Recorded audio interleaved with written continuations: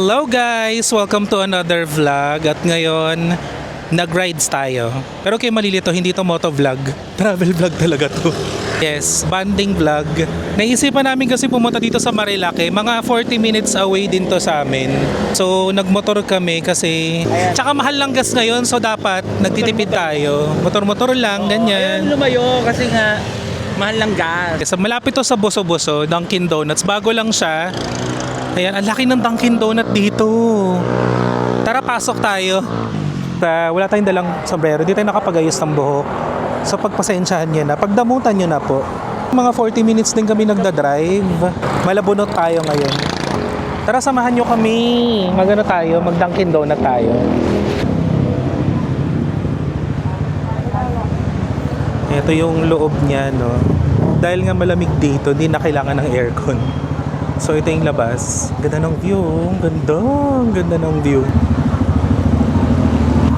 Wala silang butternut, no? Choco butternut yan eh. Baka nasa loob. Medyo mahaba lang yung pila kasi isa lang yung counter. Mamaya, pag nakabili na tayo, kukwento ko sa inyo kung bakit sobrang love na love ko ang Japan. Kasi last year, pumunta kami sa Japan ng summer. So kahit gaano kainit, na-fall in love pa rin ako sa Japan. Kaya sobrang looking forward pa rin ako makabalik sa Japan. Marami kasing nangyari doon eh. Parang 2 weeks kami. Tutuloy ko yung kwento mamaya. Hi. Dalawang combo for dine-in. Icy choco lang po available. Icy choco. Opo. Ano yung mga available for sa Munchkins? Ito po. Orders to po.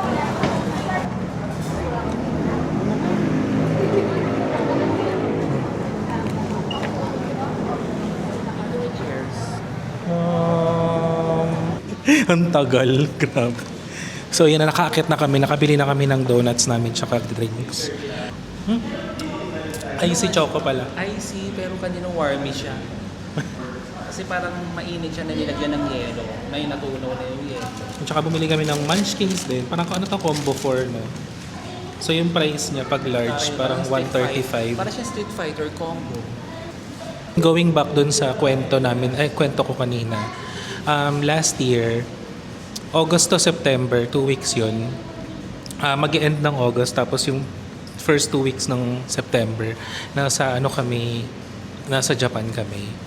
So gusto ko lang ikwento kung bakit sobrang amazed ako sa Japan. Kasi ang daming meron doon na wala dito, kagaya ng mga train na sobrang on time, safe lagi. Nag-Shinkansen kami from Tokyo to Nagoya.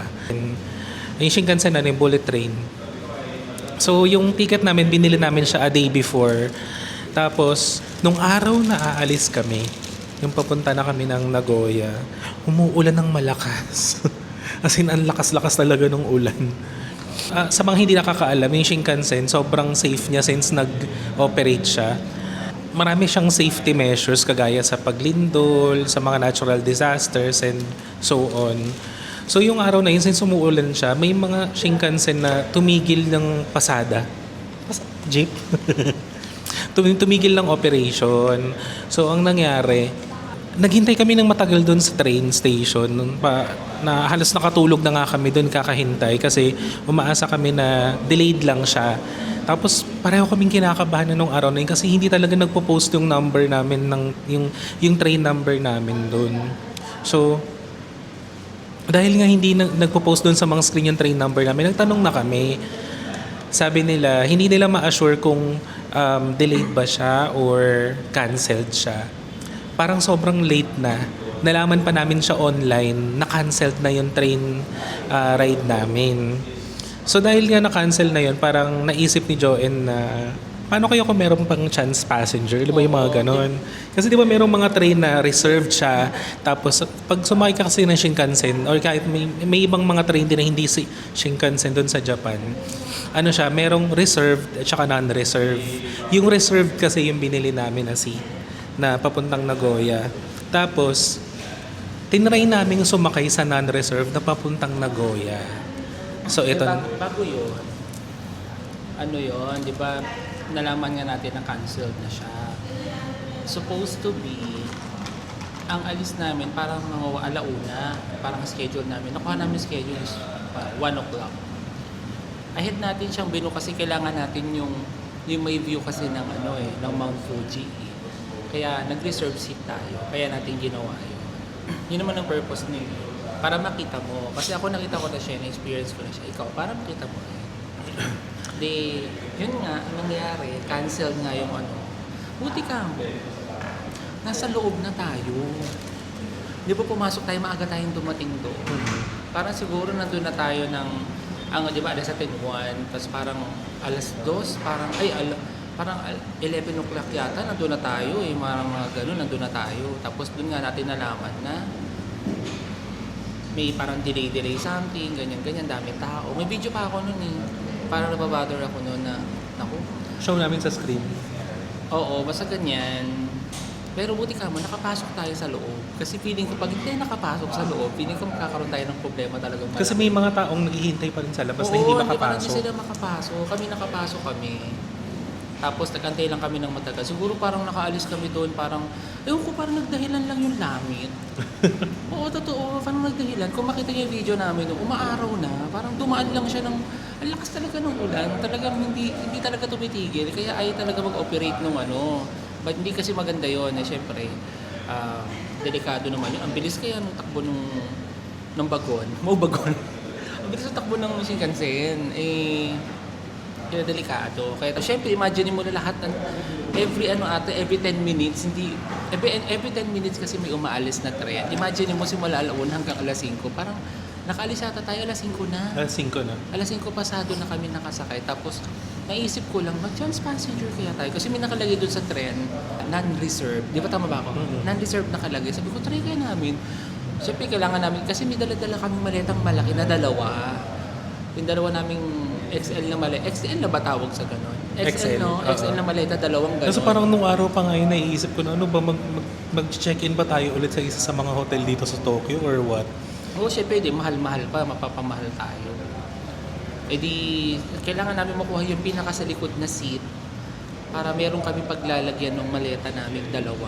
Kailangan namin makuha yun. So, parang nakailang tren pa kami, nag-antay talaga kami ng ilang minutes pa para makuha namin yung unang-una kami dun sa pila. Para pagpasok namin, makakuha kami ng magandang seat, malagay namin yung maleta namin. Ganun yung nangyari. Tapos ito na nakasakay na kami ng Shinkansen. Katakbo na. So happy na kami kasi parang sabi ko makakarating na tayo ng Nagoya. Parang okay naman. Yung sa reserve kasi parang direct siya na papuntang Nagoya na. Parang may isang stop yata or dalawa. Nung non-reserve kami, marami siyang stop. Pero okay lang din naman kasi mabilis pa rin talaga siya. So di yun, bumiyahe na kami. No? Napansin namin nung medyo nakakalabas na kami ng Tokyo. Parang umaaraw na. Parang may araw na. Parang pinaglaruan kami ng panahon. Anyways, so yun, nakabiyahe na kami, naggagabi na. Hanggang sa nakarating naman kami ng Nagoya safely. Before kami makalabas ng tren, di namin alam kasi kung saan kami lalabas to begin with. So parang nagtanong muna kami sa information, nagtanong kami. Na sabi, tama po ba yung lalabasan namin? Parang, is this the right way? Ganyan. So siya, chinek niya. Nakapag-usap siya, kinuha yung ticket niya. Tapos parang pinag-uusapan nila kami nung mga nasa information, pinag-uusapan kami na parang tapos hindi namin syempre naiintindihan kasi Japanese. Hello. So, di binalik na yung ticket sa amin. Pagbalik ng ticket sa amin, ang sabi sa kanya, refund.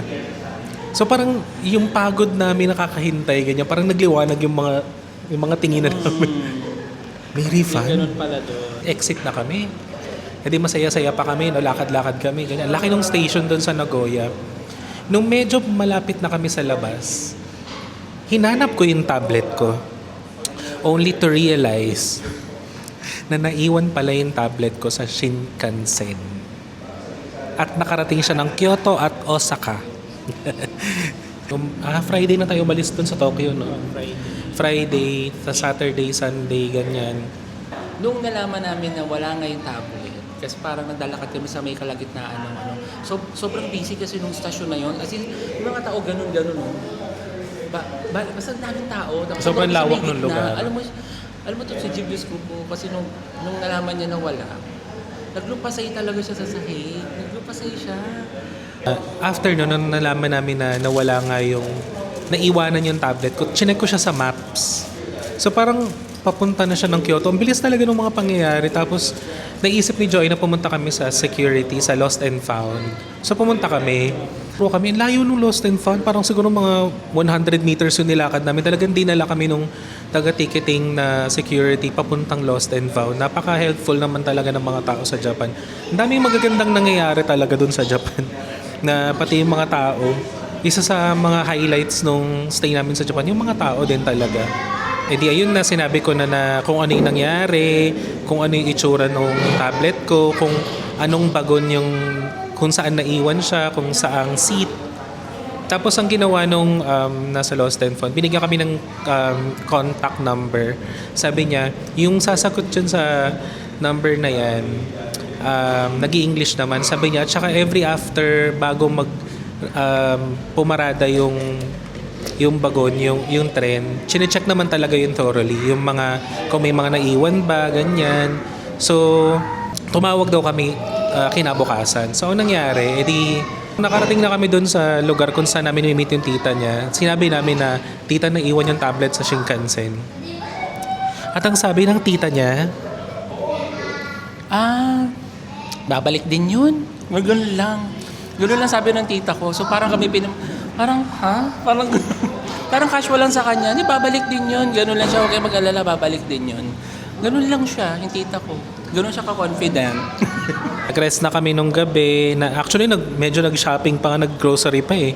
Pero ang sarap nung... Nakita ko na ako sa Otagawa. Tama ba? Otagawa, ayun. Sa Otagawa Station.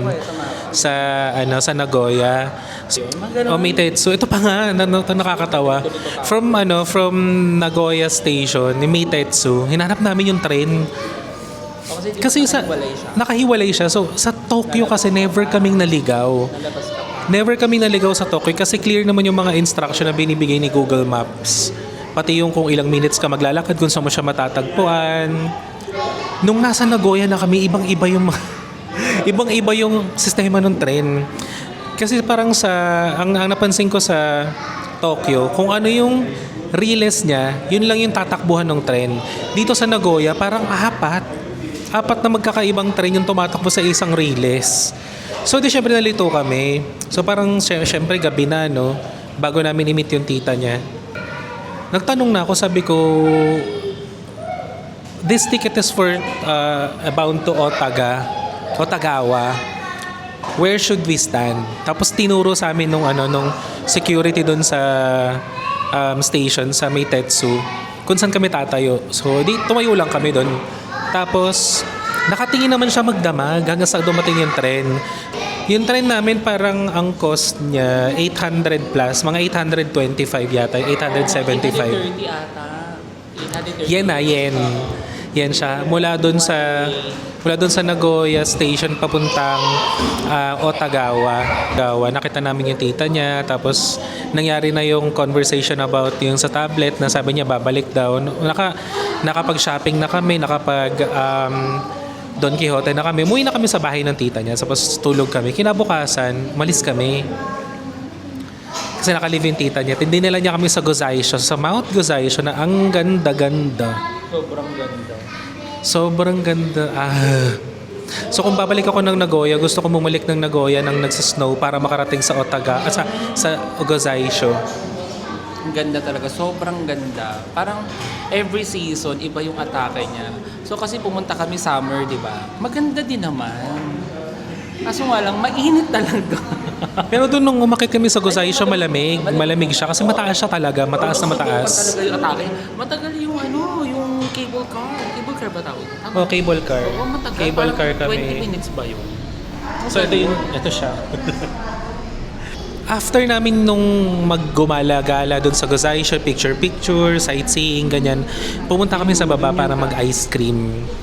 Tapos, umupo muna kami, pahinga muna, ganyan. So, habang nagpapahinga, tinawagan ng tita niya yung sa Lost and Found.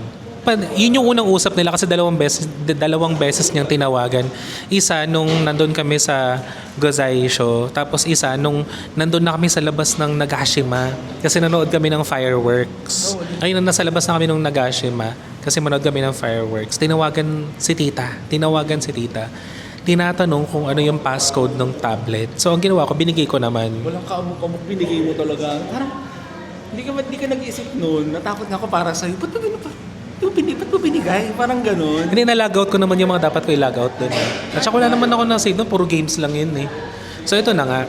Eh di, na-confirm na akin niya. Tapos si Tita Sale, ano lang siya, chill lang siya, ganyan. Okay na. Tapos, kinabukasan dumating sa bahay nila. Nakakarton pa. Tapos para ako nag-unboxing. Ito siya. Diba? Sabi ko sa'yo, para ako nag-unbox. So, ang ganda pa nung pagkakabalot niya, safe na safe talaga siya. Tapos magkano lang yung binayad ko dun kasi syempre hindi naman libre yung shipping fee, no? Nakakahiya naman, diba? Ikaw na nga ng abala. Nung shipping fee, parang 1,250 siya. 1,270 mga ganun, yen. Tapos, andun na siya agad. Nakakatawa kasi yun yung isa sa mga experience sa... Kasi kung iisipin mo, kasi nung moment na nalaman kong nawala yung tablet, later on, na-realize ko, sabi ko, sige, baka wala na siya, hindi na siya babalik. Kasi parang syempre yung mind, yung kind of philosophy na meron ako, syempre yung pang-Pilipinas pa rin, no, na pag may nawala na mga gadget or kahit na anong mahalagang bagay, hindi na babalik. Whereas sa Japan, kabaligtaran siya. Kapag may nawala sa'yo, babalik siya. Yung buti ka mo na yung mas-masan ako, di ba? Kasi sumuko talaga kami. Parang wala na yung tablet. Parang ganyan. Papakita namin yung iba't ibang mga video namin sa Japan right after this. Sumakay kami pumunta kami sa iba't ibang mga theme park. 3 yung theme park na pinunta namin. Una, Disney Sea. Pangalawa, yung sa Fuji Q. Tsaka yung pangatlo sa Nagashima. Hitik na hitik naman kami nun. Talagang laban talaga sa mga rides. Kahit ang init-init. Disney Sea talaga pinakamahal. Ay, Disney Sea yung pinakamahal. Bukod sa 2 XL na maleta namin, meron pa kami dalang 3 balikbayan box na malalaki. Kaya yung alam mo kung magkano yung bagahe namin total, parang 6,000 yun eh. Yung bagahe natin, nag-book pa ako nung kailangan namin 3. Kasi marami nga kaming dala-dala. Si Tita Sale, hi Tita, I love you. Mahal na mahal ka namin. Namimiss na kita, Tita. Nakita mo naman nung doon ako sa airport. Wala lang. Iyak ako ng iyak nung pag-alis namin. Kasi nag-breakdown siya. Parang feeling ko kasi ang tagal-tagal ko doon. Iba kasi yung pagkasama ko yung tita ko. Kasi tita ko, spoiled talaga kami dyan ever since bata pa lang kami. Tsaka ano yung sinasabi ko, napunta tuloy ako sa tita ko. Naiyak na naman ako. Pag naalala ko kasi yung tita ko, namimiss ko siya palagi. Kasi tita ko marami siyang pinamili sa amin, sa family namin. Tapos yung si Tito Ake, hi Tito Ake. Napaka-generous talaga. Oo, alam mo yun, parang tumingin nga lang ako dun sa may ABC Mart eh. Sabi niya, baba daw kami. Gulat ako, bumili kami ng sapatos. Bilan niya kami ng sapatos. Actually, yung sapatos na ngayon, suot-suot ko, yun yung bigay niya. Nabanggit ni Joy, sabi niya, ABC Mart. Oo. Gumanon siya. Ang ginawa ni Tito Ake, pumunta kami ng ABC Mart. Para sabi niya, parang ABC Mart, okay. Parang gano'n siya, bigla siyang nag-U-turn, biglang ikot, biglang nag-park. Tapos sabi niya, bili daw kami sapatos. Alam mo, Sabi ko, hindi ko alam kung bababa ko ng kotse niya. Kasi yung kotse pa niya, yung pag may pinindot ka, bubuka siya ng kusa. Ang sabi niya, mauna na kayo doon, pumili kayo doon, tawagin niyo kapag may napili na kayo. So ito na, nalinando na kami sa ABC Mart. Pasok naman kami. Pili kami, ganyan, pili. Tapos nagtuturuan kaming dalawa, tatawagin mo si Tito Ake? Hindi ko alam kung ano ba yung eksena natin, hindi ko siya naiintindihan. Hindi ba siya bumaba? Tapos bigla kami bumaba. Bumaba siya, pumili rin siya ng sarili niya, bumili siya ng 3 shoes.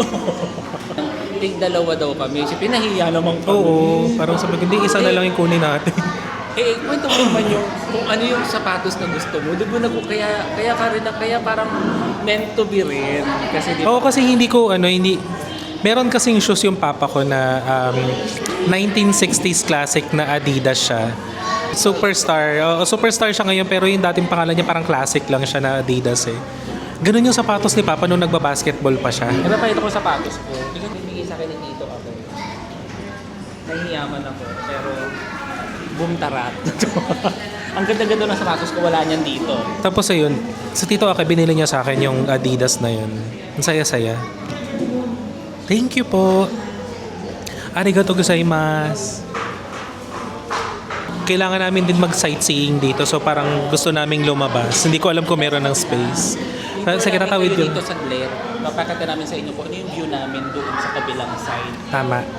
Maganda dito. Simple lang, hindi ganun kalayo sa syudad. At least medyo nakatakas tayo sa syudad. Kasi gusto namin makapag-unwind, maiba naman. Tara. Bago maubos yung krudo. Tara, samahan nyo kami. Ayaw na. Hindi ka sasama? Ay, pakala ko. Ayaw nila sumama. Ayaw na. Ayaw na. Ayaw na. Pupunta tayo doon. Sa bangin. Sa bangin? Sa overlooking. Pupunta tayo doon.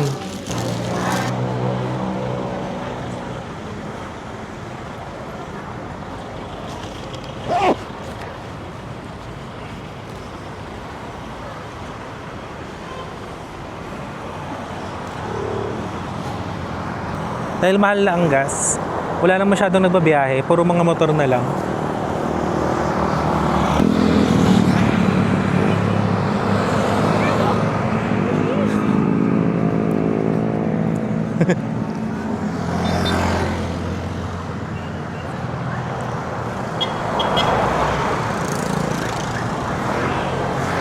Saan ba tayo pupunta? Kasi may maganda-ganda ay. May tao eh. Mamaya. Mas maganda yung view dun sa ano. So meron na kami nakitang spot pero parang naunahan kami. Kaya lilipat na lang kami. Ay, meron din pala dito sa mga to. Meron din, no, bibili ka nga lang. Bibili ka lang. May view ba dun? Oo, may balcony sila. Oo, no?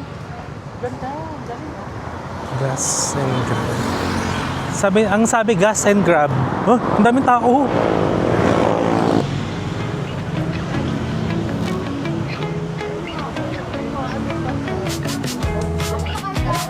Ang ganda.